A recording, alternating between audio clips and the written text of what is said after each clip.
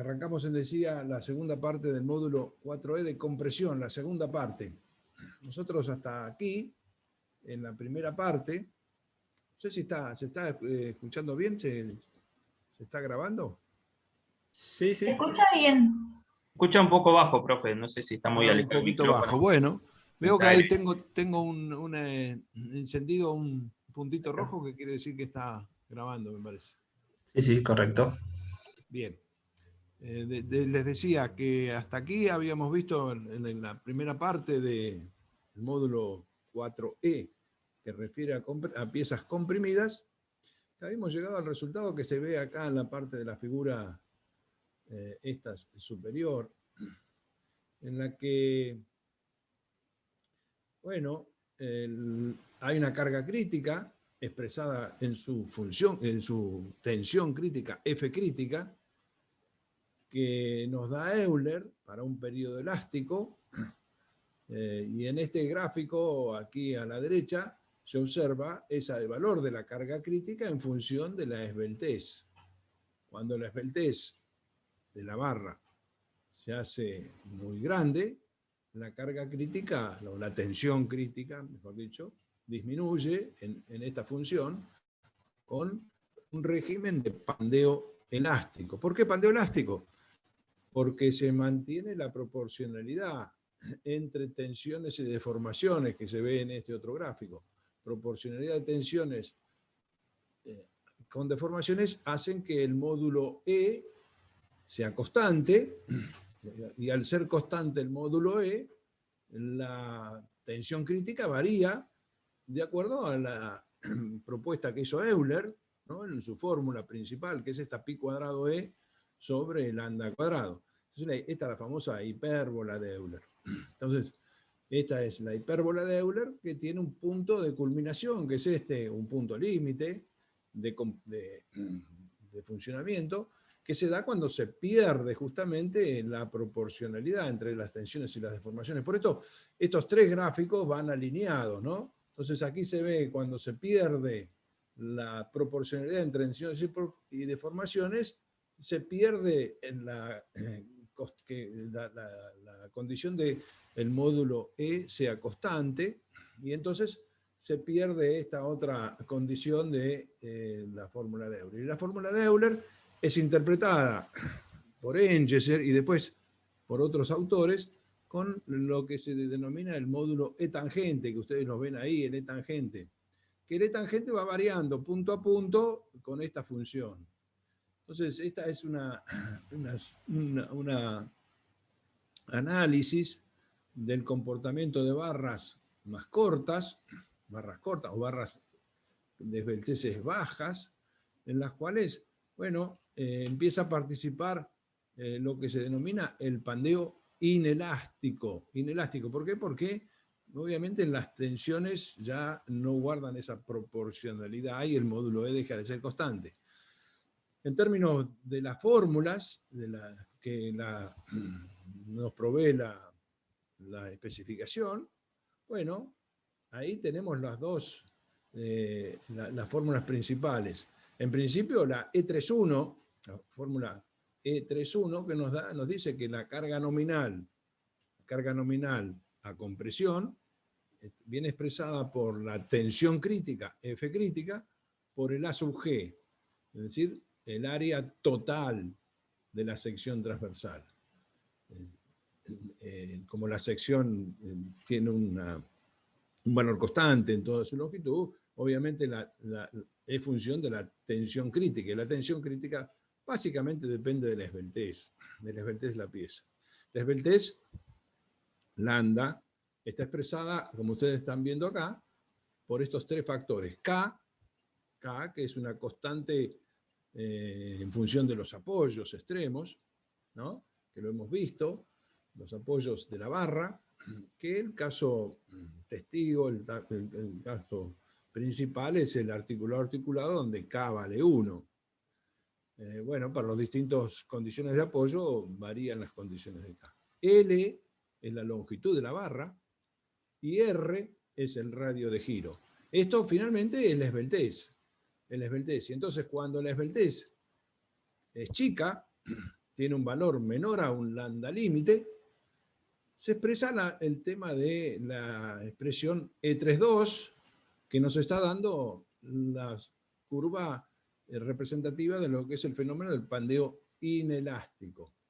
Y esa expresión que propuso Engesser, bueno, la especificación la cambia, la modifica y usa esta otra fórmula numérica, aproximación a una fórmula numérica, que es este 0,658 de FI, tensión de fluencia, dividido FE elevada, 0,658 elevada a la FI sobre FI, por FI, que vuelvo a repetir, FI es la tensión de fluencia. Esto cuando la esbeltez es menor a una esbeltez límite, ¿no? Que ese límite está expresado por esta condición. Cuando la esbeltez es mayor a esa esbeltez límite, entra el segundo rango, que es de Euler, y entonces se utiliza la fórmula E33, que es que la F crítica es igual a la tensión de Euler, que es esta. Aunque la castiga un poquito, fíjense que la castiga, en vez de poner un coeficiente 1, la castiga con un coeficiente 0,877, es decir, la reduce un poquito, un 12% aproximadamente, para tener en cuenta las posibles no linealidades, ¿no? Porque de alguna forma les quiero recordar que Euler había sido calculado para con unas hipótesis que eran ideales, hipótesis ideales. ¿Cuáles eran esas hipótesis ideales? Bueno, que la barra era perfectamente recta, por ejemplo, o que la carga estaba aplicada estrictamente en el centro de gravedad de la sección. Y eso a veces se puede lograr, otras veces no tanto, pero hay tolerancias. Entonces esas tolerancias hacen que tengamos alguna suerte de posibles excentricidades menores, y esas excentricidades menores las resume la norma, de alguna forma considerando este coeficiente 0,877, castigando un poquito a la tensión de Euler, para de alguna forma considerar estos apartamientos de lo que sería la condición ideal. Entonces aquí vemos perfectamente cómo es la capacidad básicamente de pandeo en columnas. En este sentido, estos son los pandeos flexionales. Los pandeos flexionales. Acá, en rigor, hay dos raíces o dos estudios que habría que hacer en cada sección, correspondientes a cada una de sus radios de giro. Cada sección, las secciones típicas, digamos, las secciones que nosotros trabajamos, tienen dos ejes principales de inercia, el eje X y el eje Y. Entonces, para los dos ejes principales de inercia, habría que calcular sus esbelteces, K por Lx sobre Rx, K por Li sobre Ri, y básicamente determinar cuál es la tensión crítica en cada caso. Obviamente, la determinante va a ser la carga menor, la menor carga del estudio de esos dos ejes, ¿no? De los eje X y del eje Y. Me tengo que quedar con la menor carga que produzca esta condición. Y digo, puede haber combinaciones diversas, porque a veces las longitudes de pandeo son iguales, en la mayoría de los casos son iguales, las longitudes de pandeo son iguales, respecto a lo que quiero decir a los dos ejes, el X y el Y, pero a veces hay situaciones que ya vamos a ver, y seguramente la van a ver mucho más en la práctica, en las cuales también las longitudes respecto al eje X pueden ser distintas a la longitud respecto al eje Y, respecto al pandeo. El radio de giro Rx y Ri obviamente surge de las tablas que vamos a tener que analizar. O sea, les quiero decir que de este pandeo flexional, que es la parte principal que se verifican las columnas, bueno, hay que estudiar los dos ejes principales de inercia y quedarse con el que da la esbeltez mayor, porque es el que provee la tensión crítica menor. Al tener mayor esbeltez, como se ve en este gráfico, se obtiene la menor tensión crítica, y la menor tensión crítica es la menor carga nominal que podemos expresar. Estas dos ecuaciones, la E32 y E33, les recuerdo que nosotros las teníamos resuelta en una tablita. Si puedo ver si las puedo compartir acá, puedo ver, cambiar el compartir, se las recuerdo. Es esta tablita que se ve acá, ¿no? Esta tablita, esto lo vimos la Profe, clase nosotros pasada. no estamos viendo. ¿No lo están viendo? No, porque usted está compartiendo el PowerPoint.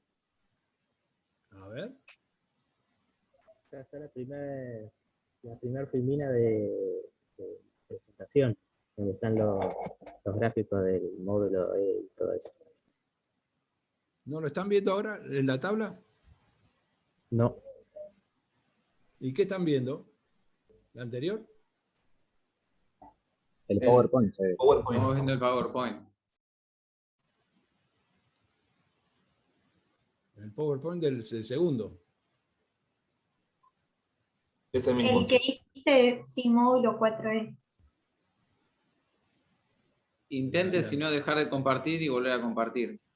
Tengo que sacar esta. Bueno, claro. Tengo que sacar.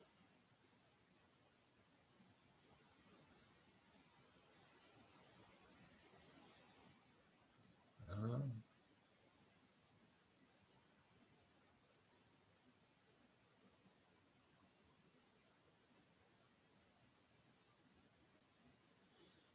Bueno, me complicó acá.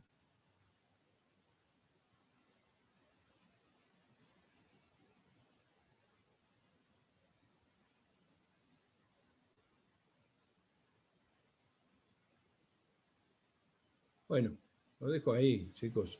Yo creo que ustedes se recordarán la tablita esa que la habíamos visto. Se recordarán la tablita que le hemos visto. Era una tabla que finalmente expresa estas dos ecuaciones, la E32 y la E33, variando las esbelteces desde una esbelte 0 a 200, ¿no? Entramos de 5 a 5. Bueno, estas son las dos raíces, si se quiere, que nos dan los pandeos flexionales respecto de los ejes de inercia X e Y, lo que habíamos visto en alguna oportunidad como P sub X o P sub Y. Inmediatamente vamos a ver otro tipo de pandeo, otra posibilidad de pandeo de las piezas, que sería el pandeo torsional. ¿Me escuchan, chicos, ahora? Sí, se escucha. Bueno, gracias.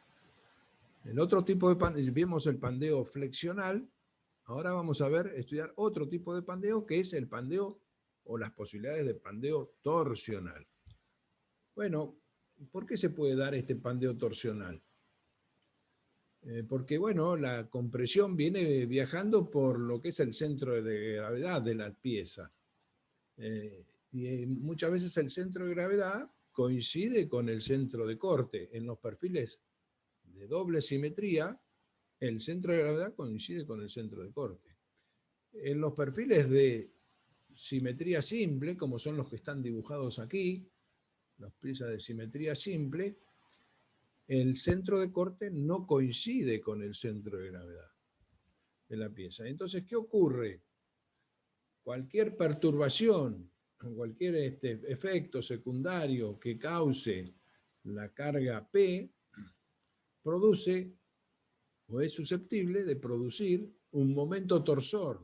Porque ¿se acuerdan ustedes cuál era la definición del centro de corte? Era el punto en el cual, aplicado el corte, no se producía torsión en la sección. En cambio, si yo tengo este perfil, por ejemplo, el perfil UPN, que tiene su centro de gravedad donde coinciden los ejes, pero el centro de corte está desplazado hacia aquí, hacia la izquierda, bueno, ahí puedo ser susceptible de que una carga en segundo orden, por ejemplo, en segundo orden previo al pandeo flexional, introduzca un posible momento torsor. Y al producir un momento torsor en la pieza, puede la pieza eventualmente fallar por pandeo flexotorsional. ¿Cuáles son las secciones susceptibles de pandar a flexotorsión? Bueno, justamente las secciones débiles torsionalmente.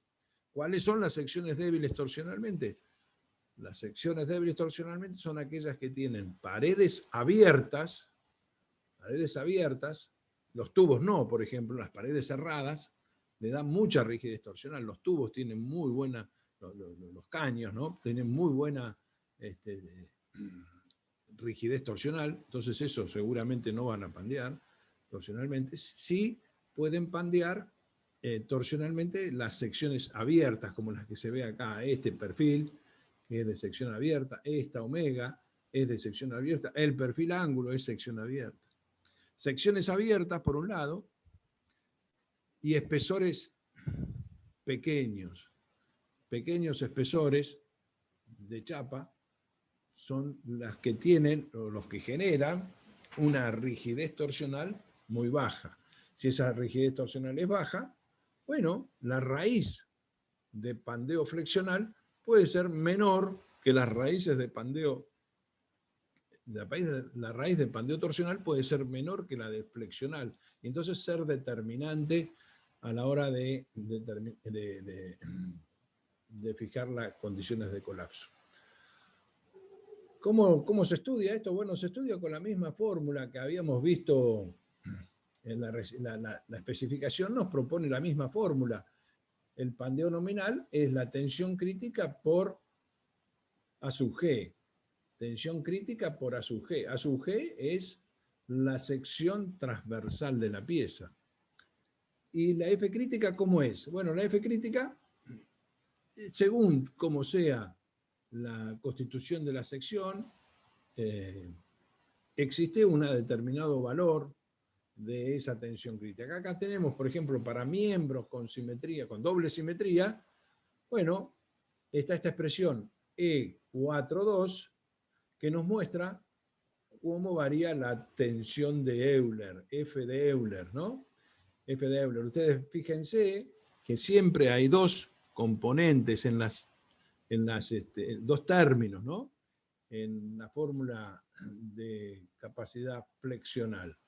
Un término que tiene que ver con la torsión no uniforme, que es el primer término, la torsión no uniforme, la que genera a través de este coeficiente de alabeo CW las posibilidades de tensiones normales debidas a la torsión.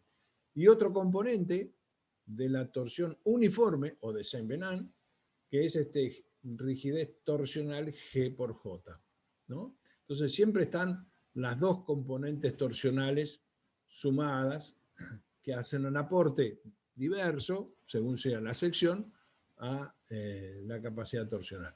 Y eso es esta fórmula E42. Fórmulas con distintas asimetrías, bueno, tienen fórmulas más complejas, ¿no? Como las que se ven ahí. Esta FE para el 4,3 con un solo centro de simetría, o secciones asimétricas totalmente tienen fórmulas más complejas de determinar. Todas estas constantes están dadas aquí en este resumen que la norma básicamente nos da y nos permite calcular. Pero de todos modos les quiero recordar, volviendo a este caso, que es muy raro que sea determinante el pandeo torsional. En general, el determinante en barras es el pandeo flexional. ¿Cuándo puede ser determinante el pandeo torsional? Repito, en barras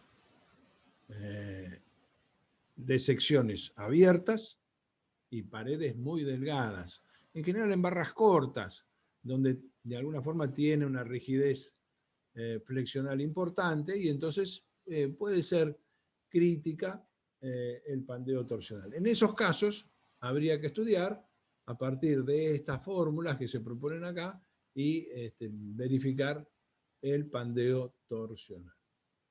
¿Alguna pregunta de estos, chicos? ¿Alguna pregunta, chicos? Por ahora no. No. Bien. Otro caso de estudio de barras simples, barras simples.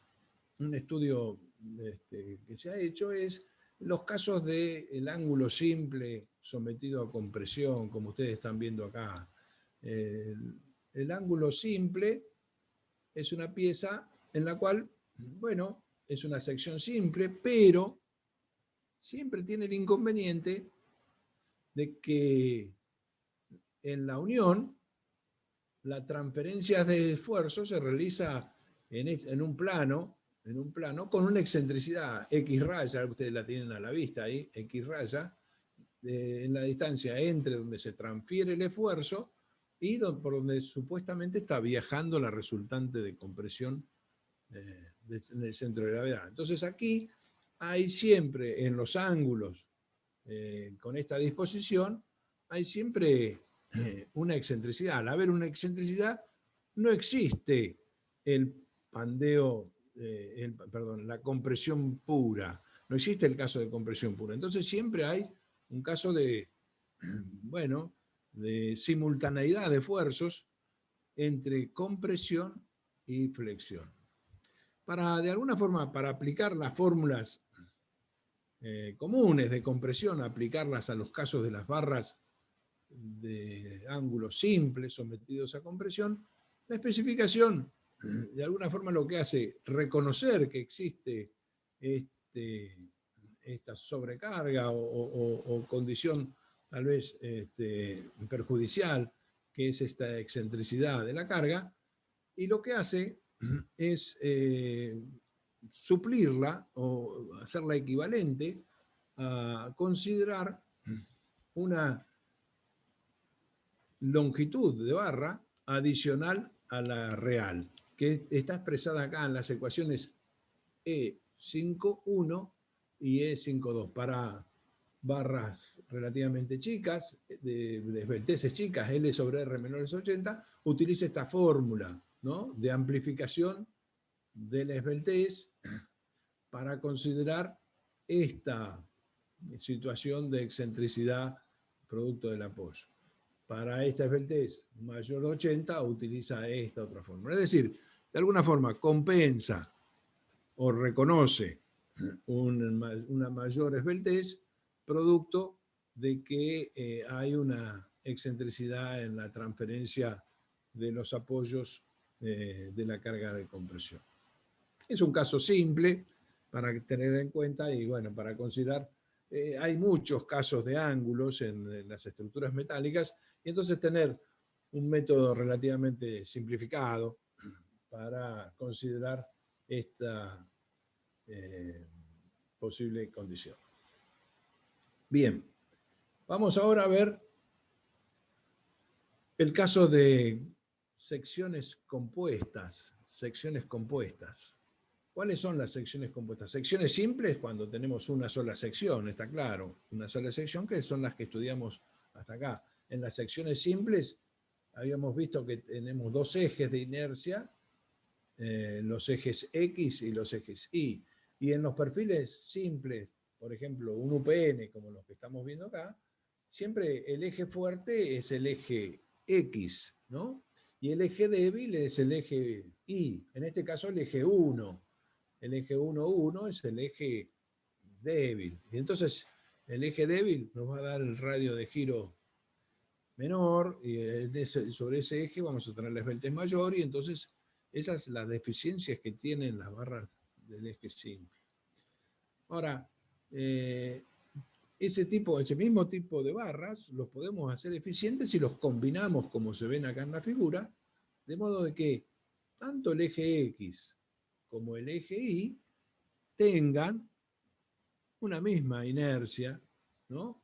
En cuanto a que sus radios de giro, tanto respecto al eje X como respecto al eje Y, sean iguales. ¿Cómo puedo hacer eso?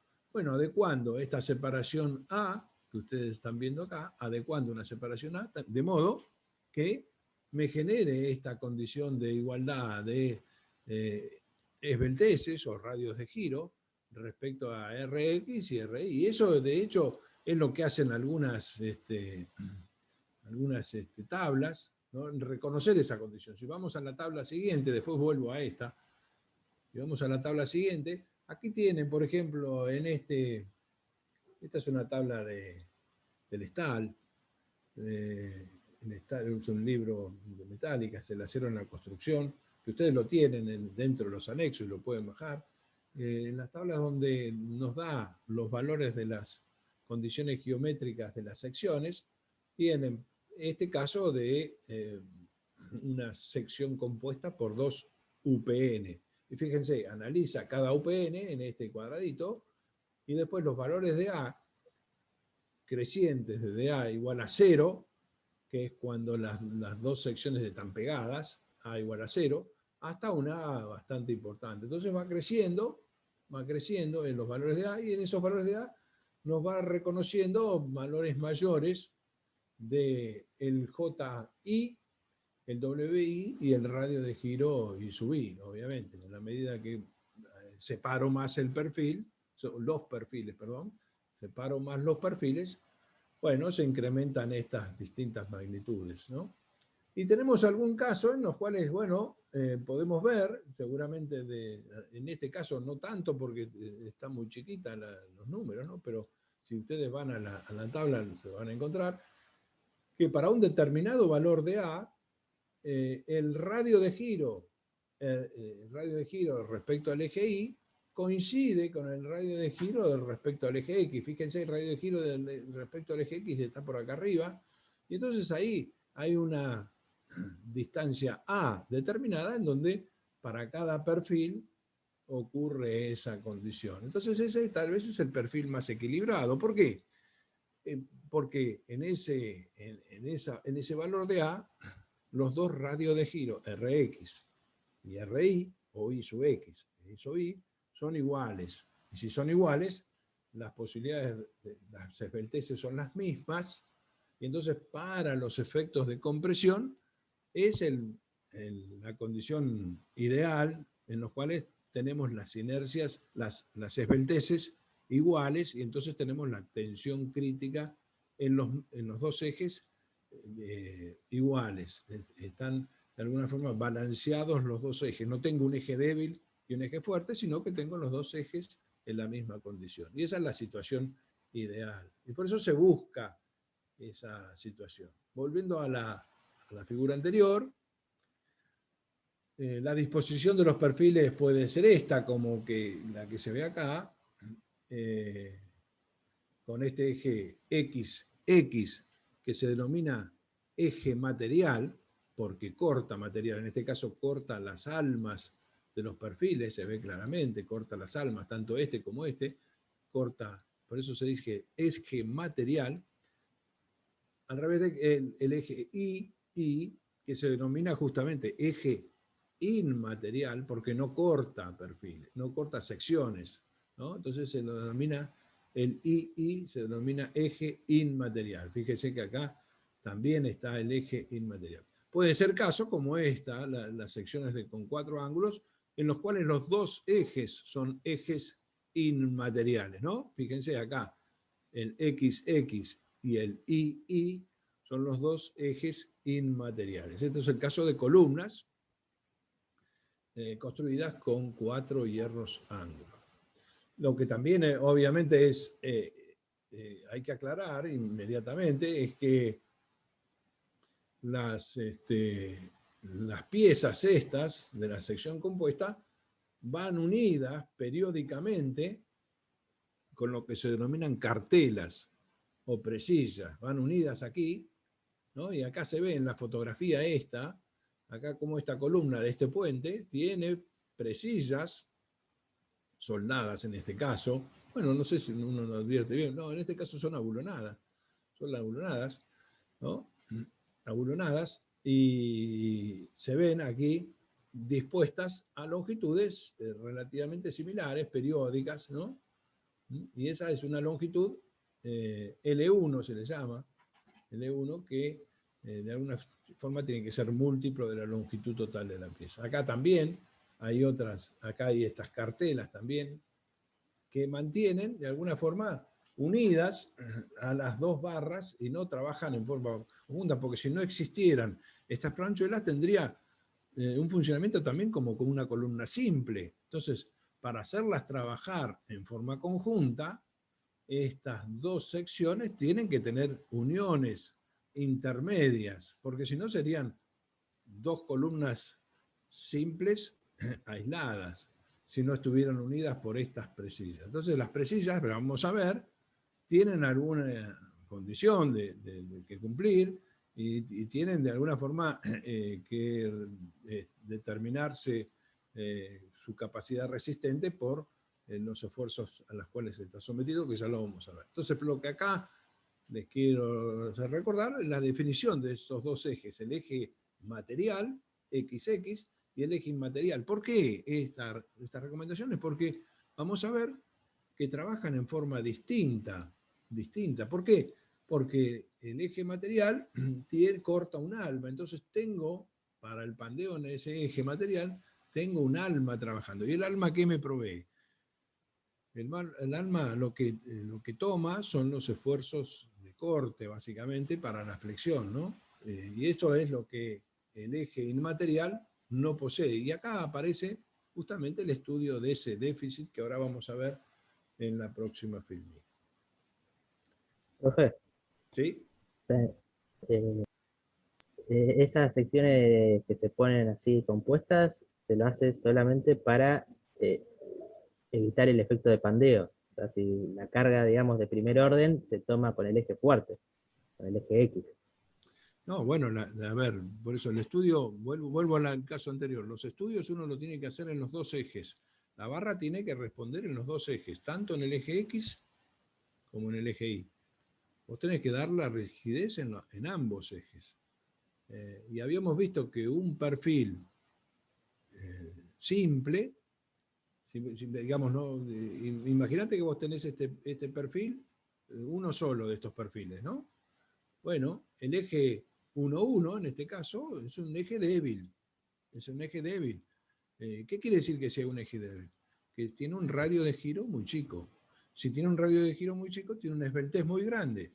Y si tiene una esbeltez muy grande, tiene una tensión crítica muy chica. Entonces, bueno, entonces es un problema. Para darle mayor rigidez, ¿qué hago? Bueno, uso esta solución disponiendo dos perfiles en vez de uno. Disponiendo de esta forma. O cuatro perfiles, como está acá en esta otra forma abajo, ¿no? Pero estos perfiles tienen que estar unidos en forma local, tienen que estar unidos para de alguna forma trabajar en conjunto. Para trabajar en conjunto. Discúlpenme un segundito que me está llamando el teléfono.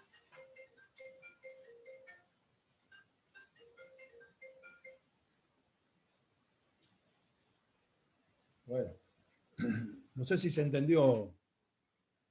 No sé si se entendió la pregunta. Sí. Ahora vamos a estudiar qué es lo que pasa en cada uno de los ejes. Profe, ¿le hago una consulta? Sí, querido. ¿Por qué la columna de la foto no tiene las cartelas, la columna que está en el medio? Bueno, porque yo entiendo que esa columna es una columna de un perfil doble T, ¿no? Es un montante de un perfil doble T de alma llena, ¿no? De alma llena. Es un perfil, un IPN de alas anchas. Es un Claro, IPN claro. de alas anchas. Es un IPN de alas anchas, ¿no? No tiene, ¿no? Esto pasa cuando, bueno, se trabaja con distintas tipologías, ¿no? Cuando uno trata de trabajar con todas tipologías las mismas, debería ser. Esta es una sección simple, sí, tenés razón, es una sección simple. Además, yo tenía esta figura, esta foto la puse yo para mostrar esta columna, en rigor, la diagonal, ¿no? Porque ahí se veía, es un caso típico de solución para puentes, por ejemplo, ¿no? Claro, esas columnas, digamos, que están inclinadas, funcionan como arrastramiento, digamos. No, es una viga, no es arrostramiento, es un elemento de un cordón. Este es un puente, ¿no? Imagínate un puente ferroviario, un puente vehicular. Y estas son una viga reticulada, ¿no? Una viga reticulada donde tenés montante, cordón superior, cordón inferior, montantes y diagonales, ¿no? todos elementos principales, no son arrastramientos. Todo, Claro, incluso gracias, profe. te digo más, por ejemplo, este perfilito que vos ves acá, tan esbelto, de 4 perfiles ángulo, con este esquemita de estos 4 perfiles ángulos se construyó la Torre Eiffel. Si vos ves en detalle la Torre Eiffel, está resuelta con esta sección. Con esta sección. Y te da una rigidez muy importante. ¿Por qué esa rigidez? Porque vos estás posicionando secciones resistentes alejadas de los ejes principales de inercia, ¿no? Y al posicionar esos ejes, estás de alguna forma haciendo eficiente el trabajo del material, porque el radio de giro es relativamente grande para la sección que vos estás aportando. Y entonces, si el radio de giro es grande, la esbeltez es chica y toman carga. Imaginemos de nuevo el puente. ¿Te acordás el puente que yo mostré en la primera fotografía, el puente allá en Salta, del viaducto de la Polvorilla? Bueno, también está ejecutado con alguna suerte de columnas también dispuestas de esta forma, ¿no? Porque bueno, si no, el material que vos tenés que poner es mucho material, y entonces se dispone de alguna forma, como este caso de los perfiles ángulo, colocando sección, o colocando hierro, donde me da más beneficio, que es de alguna forma alejado del eje neutro. Bien, pero estas condiciones de trabajo hacen que un eje, el eje material, sea distinto su trabajo al eje inmaterial. Es distinto el trabajo al eje material. El eje inmaterial presenta una determinada deficiencia, si se quiere, deficiencia que es la que vamos a ver en la siguiente filmina. ¿Por qué esa deficiencia? Es la que vamos a estudiar. Nosotros siempre, y adelanto, siempre tenemos que estudiar los 2 ejes de inercia, X e Y, tanto en secciones simples como en secciones compuestas. Siempre hay que estudiar la posibilidad de inestabilidad o estabilidad, como se quiera, en los 2 ejes principales de inercia, X e Y, siempre. Bien, vamos entonces a las consideraciones que nosotros hicimos en columnas. ¿Se acuerdan? Cuando estudiamos el pandeo elástico. La columna, en el caso de la columnita, sometida a compresión, y habíamos hecho, ¿se acuerdan? El tema de las bolitas, ¿no? Equilibrio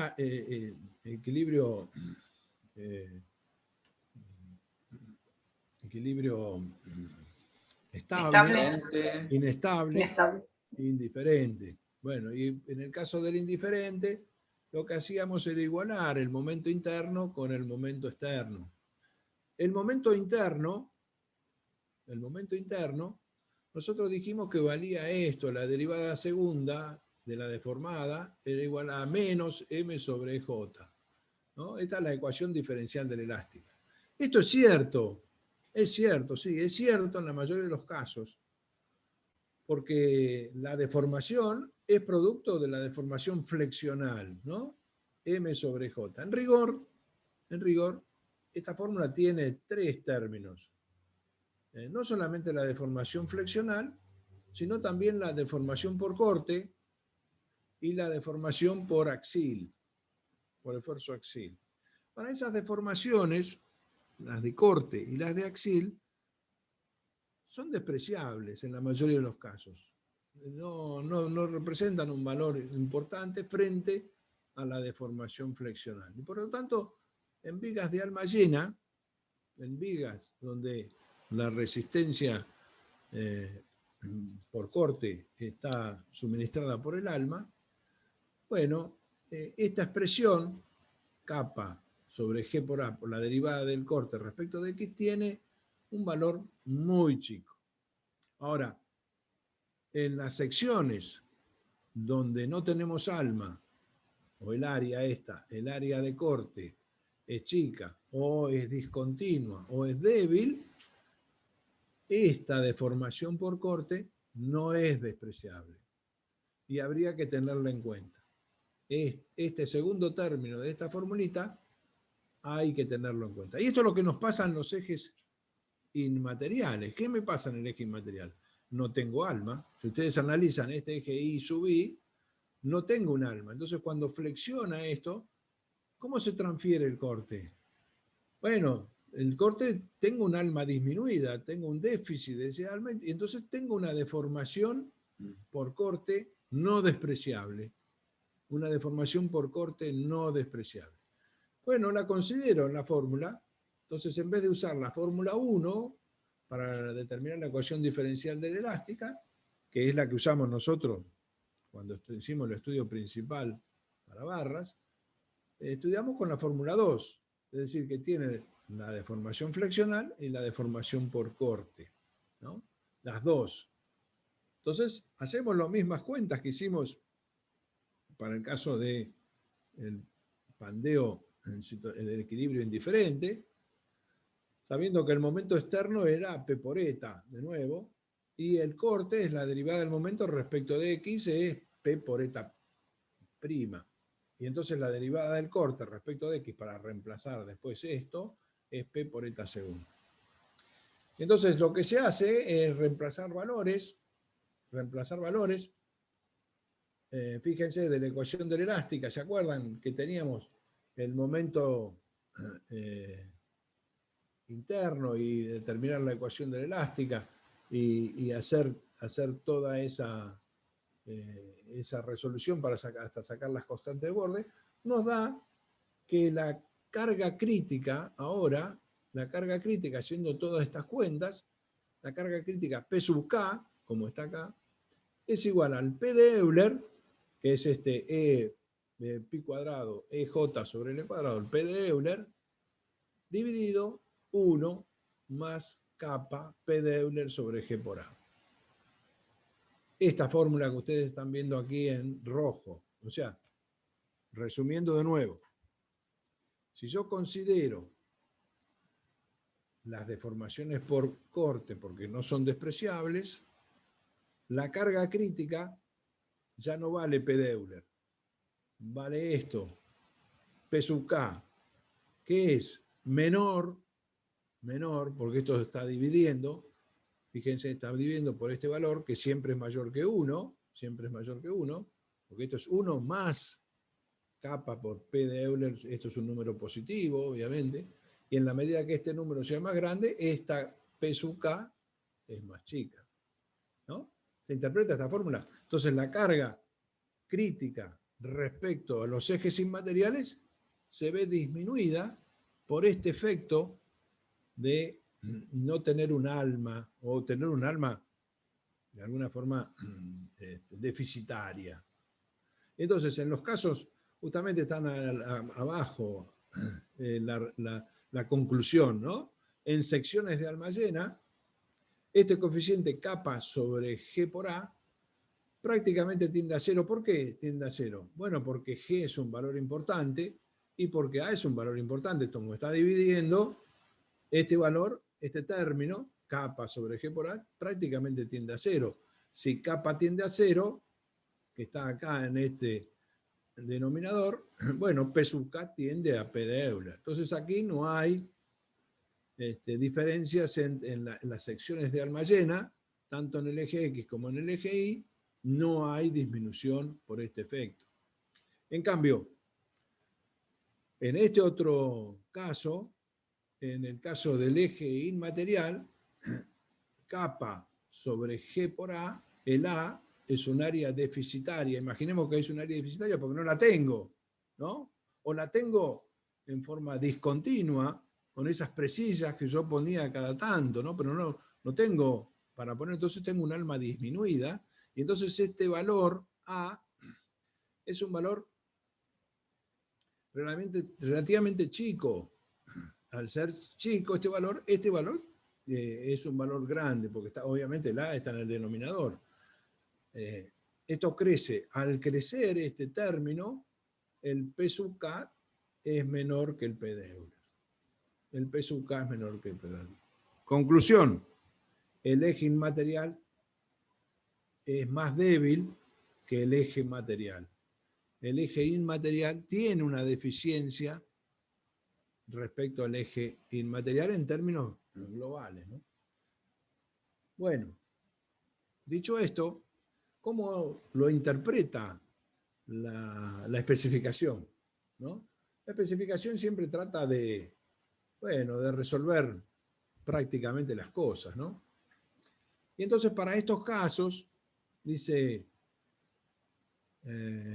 para estos casos en los cuales hay un eje material, el horizontal en este caso, y un eje inmaterial, que es el eje vertical, el eje Y, dice, bueno, usted plantea lo siguiente, plantea esta ecuación, E61, E61, E61, dice, en los cuales dice, bueno, o la E62, ¿no? Para conectores intermedios que son pernos, bueno, calculo una esbeltez modificada. Una esbeltez modificada. ¿Qué es esto de la esbeltez modificada? ¿Qué es esto de la esbeltez modificada? Yo no tengo un puntero acá para dibujarle, ¿no? ¿Tengo un punterito? Tendría que tener un poco más de... Bueno, a ver. Sí, profe, Dice, tiene un punterito. Si ¿a dónde está agranda el la punterito? presentación, si agranda la Sí. presentación, le da la opción después. ¿Y dónde lo veo? Es el icono que está abajo a la derecha en su pantalla, ¿En a la More? izquierda del zoom, de la barrita de zoom, en el Al, la- PowerPoint. al lado del símbolo menos.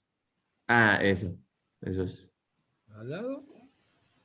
Del A la símbolo menos. izquierda, Más a la derecha. Más claro, para la sí. derecha, más. ¿En dónde me decís? En el Abajo a la fondo. derecha, profe. ¿Lo ve? Abajo, a la derecha, acá. Ese. Ese. ¿Dónde? ¿En El notas? cuarto icono. Ese cuarto icono. ¿Este? Ese sí. Con ese se agranda la presentación. Ahí. Ah, desde acá, sí, acá lo he usado, sí, ahora. Ese. Pero se me fue la diapositiva. Vuelvo a la diapositiva anterior. Ahora sí, sí, gracias. No, de Maestro. nada.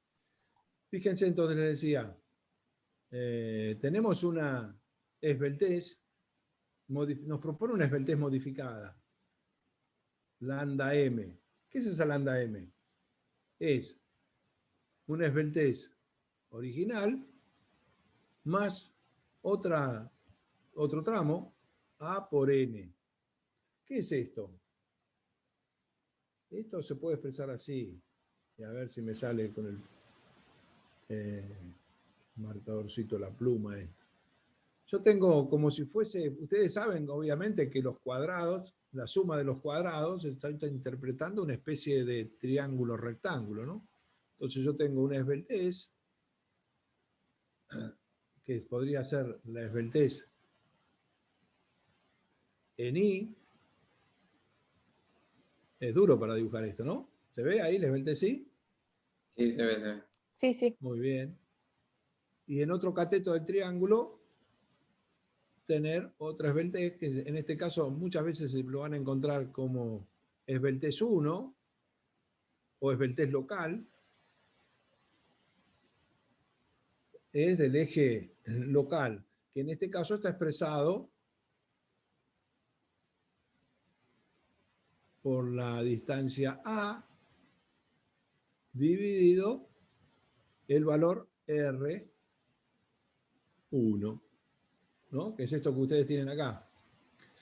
Este es un término, lambda 1. ¿Qué es este lambda 1? Es, si imaginamos la columna, ahora voy a dibujar la columna,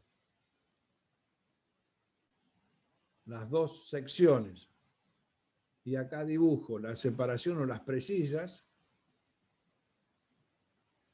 Imaginemos que la columna nace un poquito más arriba ahí y termina acá.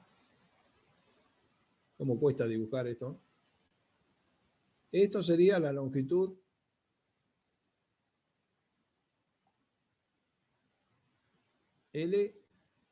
LI, la longitud total de la pieza. La luz o la altura de la columna, ¿no? En cambio, esta otra longitud entre precisas, la longitud entre precisas es la longitud A, o la posibilidad de pandeo local. Entonces tengo dos posibilidades de pandeo, o que estudiar dos posibilidades de pandeo.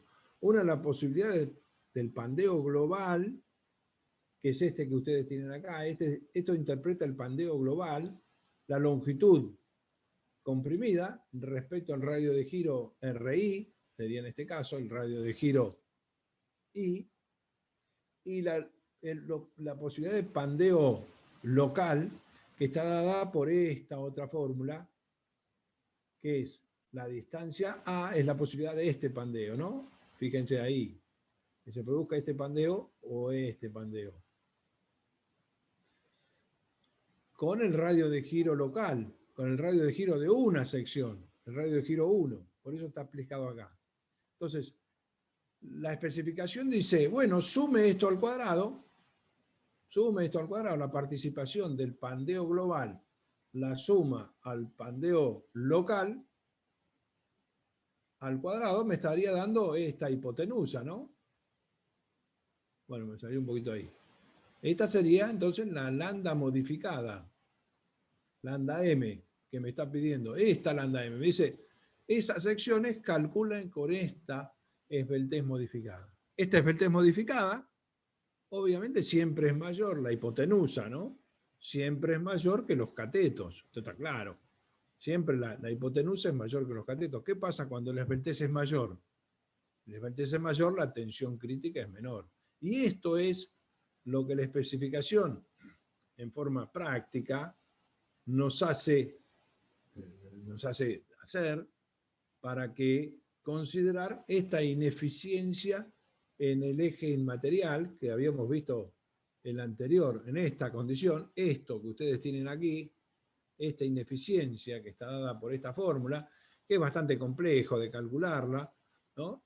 Porque el P de Euler es un P de Euler en cada punto, entonces es complejo calcularla, y nos dice, bueno, ustedes calculen en forma práctica, que es mucho más simple, esta formulita, la esbeltez del eje inmaterial, lambda I, este término es lambda I, la esbeltez local, que es lambda A, muchas veces la van a ver como lambda 1, que es este otro cateto, lo suma al cuadrado y tengo la hipotenusa, lambda m, y esas secciones las calcula con lambda m. ¿Se entendió? Entonces, ahora, Profesor.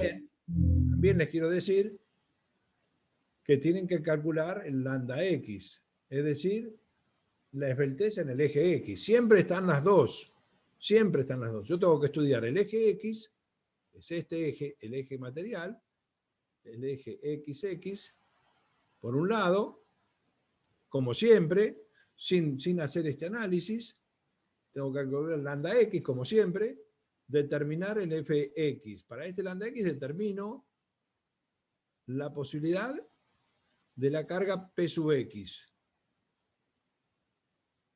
Y para el lambda i, con esta esbeltez modificada.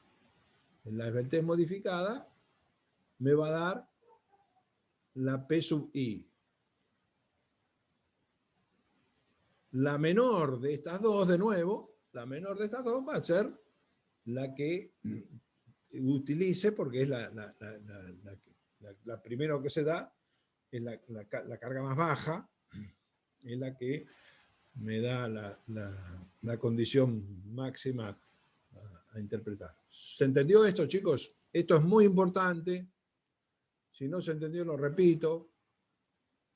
Pero de nuevo, siempre hay que hacer las dos verificaciones de los dos ejes, lambda x y lambda i. En el caso de tener un eje inmaterial, en vez de usar la fórmula simple, uso esta de alguna forma, esta condición del triangulito. Recuerden este triángulo rectángulo, a la esbeltez de la barra, que yo habría que considerar siempre, le sumo la esbeltez del pandeo local y utilizo la hipotenusa. ¿Sí? ¿Se entendió? Esto dice, bueno, en rigor es necesario cuando las esbelteces son mayores de 40, y es cierto. Cuando la esbeltez es menor que 40, ¿qué ocurre? Si la esbeltez AR1 es menor que 40, este esbeltez es chica, entonces esto se aproxima ahí. Bueno, me salió más o menos, ¿no? El lambda M es muy parecido al lambda I. Si este valor es chico, el lambda 1, por eso hace estas dos acepciones. Si la esbeltez lambda 1 es menor que 40, no la considera. Ahora, esto es 40, ¿no? Este sería el límite. Es este punto. No me suma mucho porque la hipotenusa es muy parecida a lambda I. Ahora, si lambda 1 es mayor que 40, bueno, aplique la fórmula de la esbeltez modificada, considérelo porque eso es lo que voy a tener. Bueno, ¿se entendió, chicos? Esto es muy importante. Si lambda 1 es más grande, esto obviamente se va haciendo más grande porque la hipotenusa va creciendo ahí, ¿no? La otra cosa que le quiero decir, A, el valor de A, siempre es un múltiplo de la longitud LI. A es igual a LI sobre N. ¿No? Yo, por ejemplo, esta columna la dividí en 1, 2, 3, 4. En general, estos valores de A no son como los dibujé yo acá, que me salió mal, pero bueno, uno trata de que sean iguales para una cuestión estética, digamos, que la presentación, no ponerlo a cualquier distancia, sino ponerlo a distancia acá, como se ve acá, en 4 tramos iguales. Es lo que me pide la norma. La norma me pide por lo menos 3 tramos, que N sea mayor o igual que 3. Esto es lo que me dice la especificación. N, o sea, número de tramos, mayor o igual a 3. Para las precisas. Si lambda 1 es muy grande, esto se hace muy grande y lambda M es grande. Si lambda 1 es chico, es inconveniente. Entonces hay que buscar un lambda 1 equilibrado, ¿no? De modo que no me dé tanta sección. ¿Hay alguna duda de esto? Esto es importante, chicos, ¿eh? Esto se toma en los exámenes y se hacen ejercicios, porque esto es de un uso así, bastante asiduo. En rigor, las secciones compuestas, las normas las clasifican en estos grupos que ustedes tienen ahí. Nosotros lo que acabamos de ver es este grupo que está acá, el grupo 5, que son las columnas con las presillas, como la ven ustedes acá en esta sección, las columnas con las presillas. Pero puede haber, como hay en el grupo 4, con celosías, ¿no? Hasta que en el extremo se pone una presilla que ahí va un refuerzo, ¿no? Puede ir también, estos son diagonales, ¿no? Como ustedes están viendo acá, diagonales. Son menos usadas en compresión, son más usadas para flexión. Los norteamericanos tienen otros grupos, otras cuestiones que le hacen figurar la norma, que son otras disposiciones, como por ejemplo estas chapas ahuecadas, que no son tan usadas, el grupo 3 y el grupo 2 y el grupo 1, que son, bueno, considerar a secciones compuestas como aquellas que, en las cuales están unidas, ¿no? No unidas en forma continua, sino unidas en forma periódica a través de bulones, como es este caso. Les quiero decir que, bueno, el CIRSOC, esta de alguna forma no las reconoce. Reconoce estas dos, las del grupo 4 y las del grupo 5, porque son en rigor las más usadas.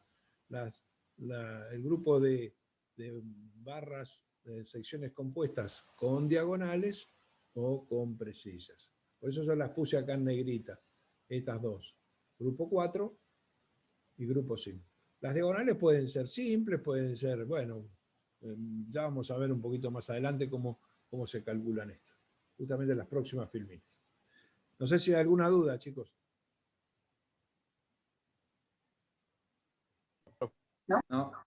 Bueno, acá hay cuestiones constructivas de esto, ¿no? Requerimientos dimensionales, dice, cuestiones constructivas.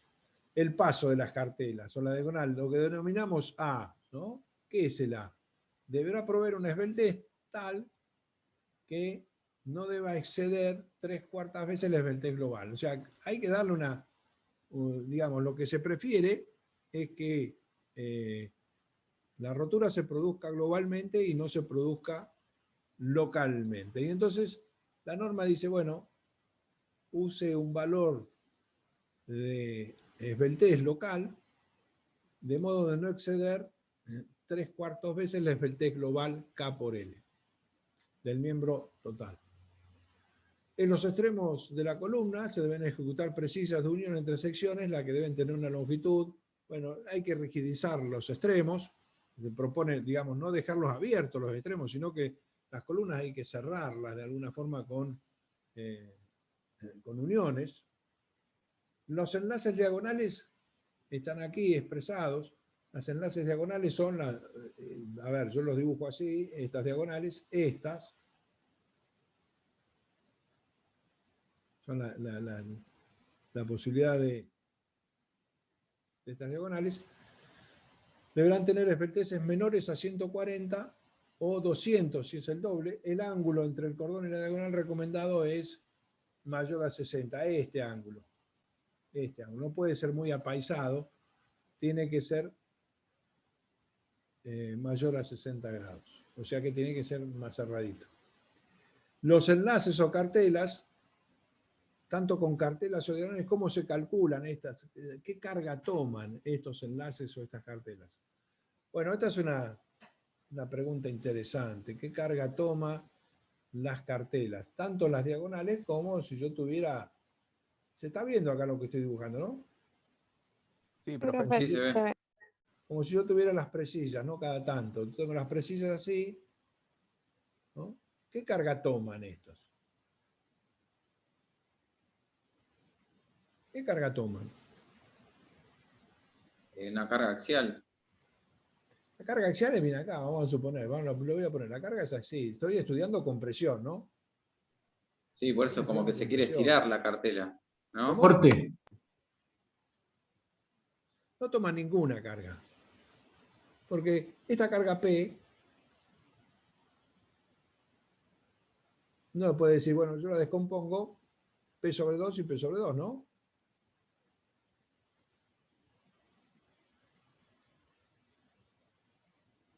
¿Se ve? Sí. ¿Está bien? Esto es P sobre 2. Digamos, si tuviera algo mejor para dibujar, lo dibujaría mejor. Extraño tanto el pizarrón con esto. Pero bueno. Pero se ve, ¿no? La carga P y se equilibra acá con otra P, ¿no? Otra P sobre 2 acá y una P sobre 2 acá. Profe, ¿no toma las cargas de deformación tipo Poisson? Bueno, ahí voy.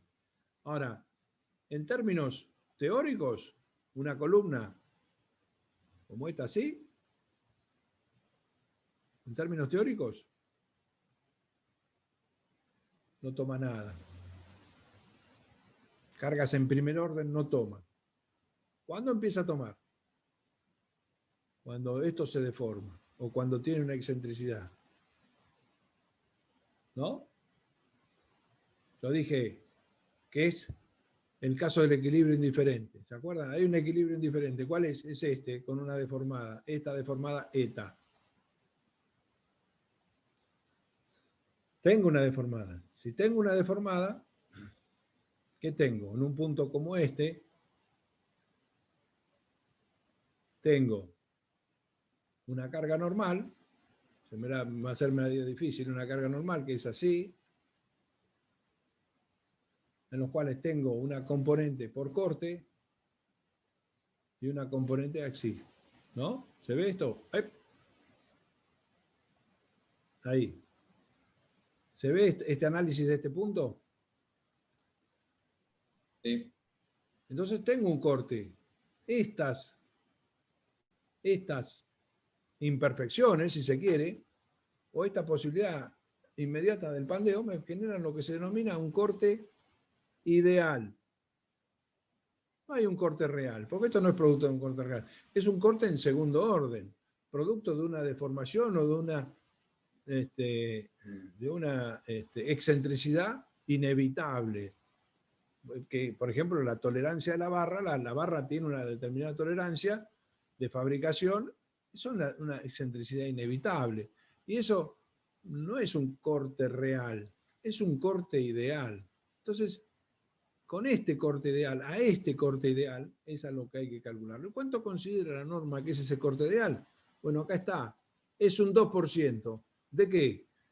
De la resistencia de diseño a compresión. Esto vale el corte ideal. La norma dice, usted tiene que calcular para satisfacer este corte ideal un 2% de la resistencia de diseño a compresión de la columna armada. Con esto calcula esta diagonal, esta cartela o esta diagonal. ¿Se entendió esto? Este 2%. ¿Cada elemento, profesor, o en Todos su los conjunto? elementos. Ahora vamos a ver cómo lo calculamos. Vamos a ver cómo lo calculamos. Si es que puedo calcularlo, ¿no? Entonces, como dice, bueno, yo voy a calcular esto con este 2%, digo, el corte ideal. Tengo un corte ideal que vale el 2%. Bueno, ¿cómo lo aplico este corte ideal? Entonces dice, bueno, usted idealice esta columna, como usted la idealizó acá, que está unida por estas cartelas. ¿Qué ocurre en estas secciones? Ocurre más o menos lo mismo que pasa en una viga Vierendel. Una viga Vierendel. ¿Qué pasa en una viga Vierendel? En la viga Vierendel los momentos en los centros de tramo son 0, ahí. En los centros de tramo son 0. ¿Qué quiere decir entonces? Que si yo pudiera... ¿Esto tiene un borrador? ¿No tiene un borrador? ¿Cómo es esto? Bueno, va a ser difícil, ¿eh? Voy a cambiar de color. Podría cambiar de color. Sí, ahí también tiene borrado, señor profe. Imaginemos esto entonces. Voy a cambiar de color. Que analizo esto entre dos centros, ¿no? ¿Se ve? Entre dos centros. Y analizo esto.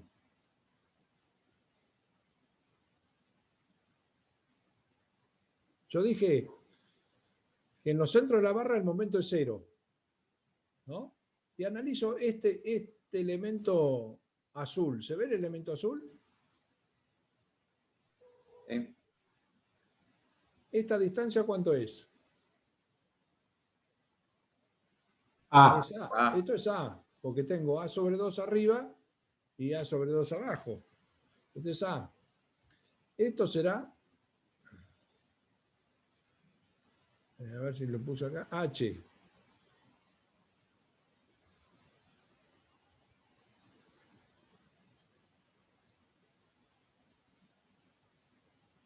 H, esta H que está acá. Distancia entre centro de gravedad de los perfiles longitudinales, ¿no? Y el Q sub I estará acá aplicado. Como el momento es 0, mi única carga es Q sub I. ¿Se ve acá Q sub I? Sí. Este vale Q sub I sobre 2. Porque el otro Q sub I sobre 2 está acá.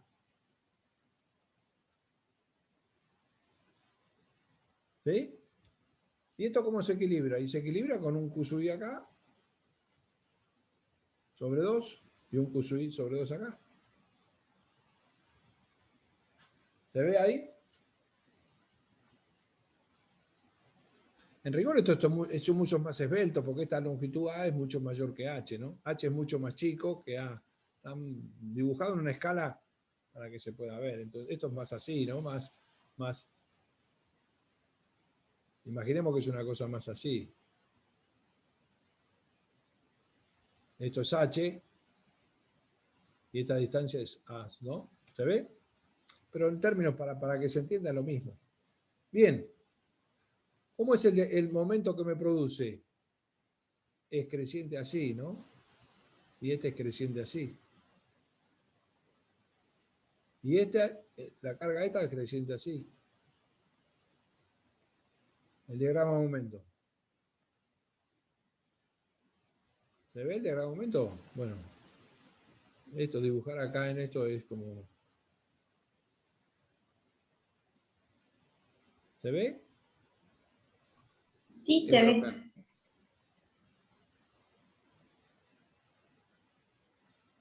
Tengo que hacer un curso de dibujo, chicos. Bueno, ahí está el diagrama de momento, ¿no? Bueno, y abajo lo mismo.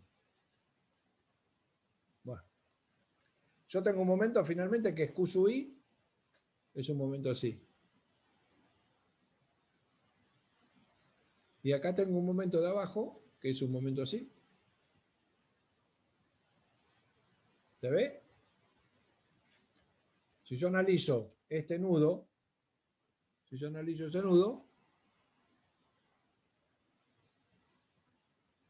vamos a suponer que tengo este nudito ahí. Tengo este momento ahí que vale Q sub I sobre 2 por A sobre 2. Q sub I sobre 2 por A sobre 2. Y el otro momento también vale lo mismo. El de abajo. Este que viene de abajo. Q sub I sobre 2 por A sobre 2. Estos se suman. Por lo que en la cartela, ¿cuánto vale el momento acá? Q sub Para I por A. equilibrar esto. Q sub I por A Sobre 2. sobre 2. Q sub I por A se me va sería sino sobre 4, ¿no? Y es esto que ustedes tienen acá. El momento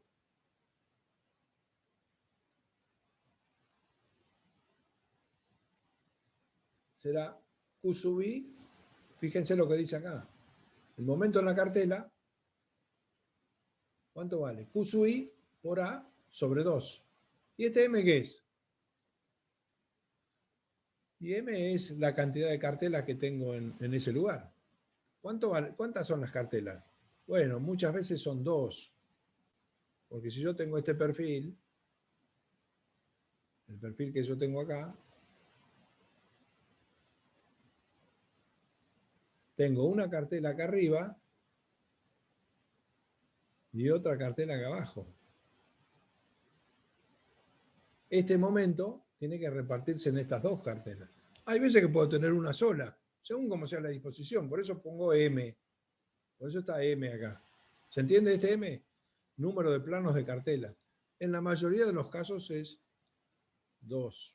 Por eso el esfuerzo en cada cartela, el esfuerzo total es este, el que habíamos dicho, Q sub I por A sobre 2. Ahora lo tengo que dividir por 2 porque es en cada cartela. ¿Y el esfuerzo de corte cuánto vale? El esfuerzo de corte vale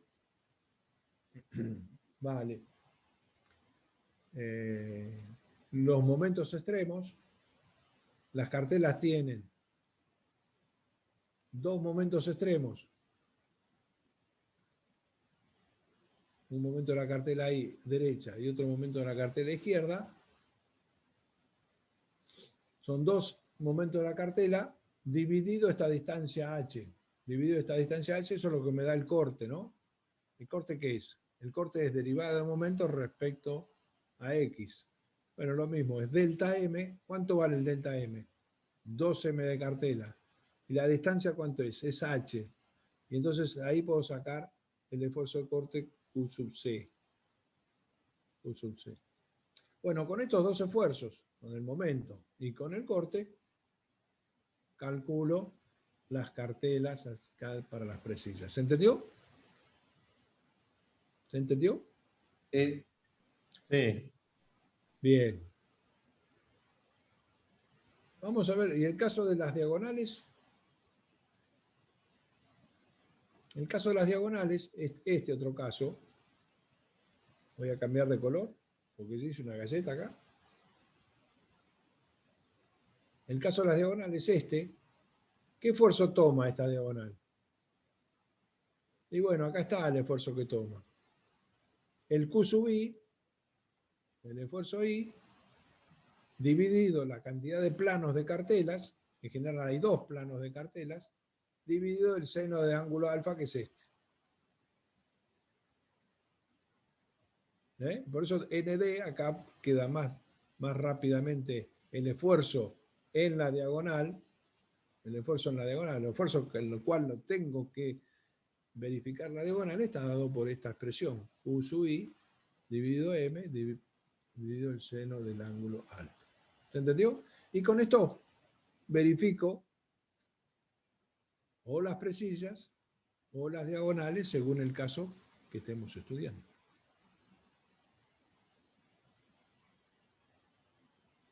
¿Se entendió, chicos?